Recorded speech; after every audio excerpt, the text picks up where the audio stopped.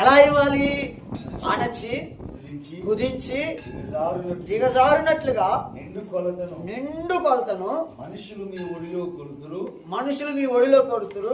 మీరు ఏ కొలత కొలుస్తారో ఆ కొలతతో నేను మీకు ఇస్తాను. వచ్చేటప్పుడు 1000 రూపాయలు ఇద్దామని వస్తారు, 1000 రూపాయలు ఇద్దామని వస్తారు. తీర ఇచ్చే ముందు 800 ఇస్తారు. 500 ఇద్దామని వస్తారు, తీర ఇచ్చేటప్పుడు 300 ఇస్తారు. లేకపోతే 100 రూపాయలు ఇద్దామని వస్తారు, హలో 50 రూపాయలు ఇచ్చిపోతారు. నీ ఇష్టం అది. నీకు తిరిగి ఎలా రావాలని కోరుకుంటున్నావో నువ్వు ఇచ్చే విధానం మీదనే ఆధారపడి ఉంటుంది. నువ్వు మంచిగా చూడండి, నాకు బాగా గుర్తు, చిన్నప్పుడు హలో కారం బదులుకి వచ్చేవాళ్ళు ఇళ్ళకి, కారం బదులుకి వచ్చేవాళ్ళు. కారం అయిపోయిందని కానీ కారం బదులుకి వస్తే బదులు తీసిపోయి ఆమె ఏం చేసేదనంటే ఇట్లా పెడితే ఆమె పెట్టిన బాగా నిండా ఎట్టా తిరిగి వస్తుంది కాబట్టి నిండా మంచిగా పోసి పోసి పోసి ఎత్తుగా ఇచ్చేది.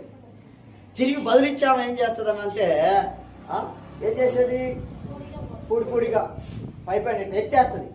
కారం పొడి మీద ఎత్తి ఏమైంది, నిలబడదు కాస్త.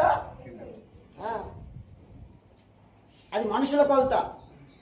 దేవుని కొలత ఎలా ఉంటుందో, నువ్వు ఎట్లా అది పెట్టినావు అనుకో నీకు కూడా అది ఇస్తాడు ఆయన. నువ్వు ఎగబోసి ఇచ్చావనుకో నీకు కూడా ఎగబోసే ఇస్తాడు. నువ్వు దులిపిచ్చావనుకో నీకు కూడా దులిపే ఇస్తాడు. హలో పరిగెకు పోయినప్పుడు, అప్పట్లో పరిగెలకు పోయేది, ఇప్పుడు పరిగెలు ఆడున్నాయి.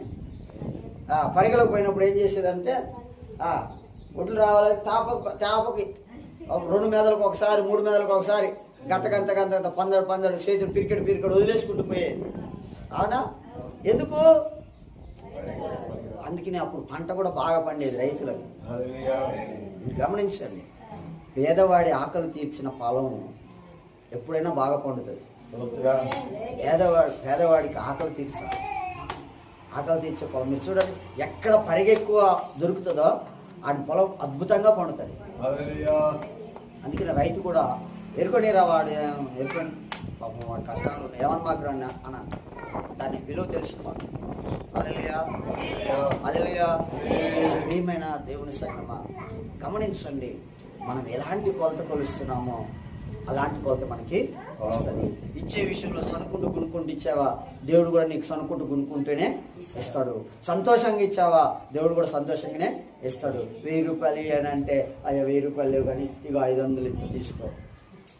5000 అంటే 5000 3,000 ఇస్తా తీసుకో. కోసం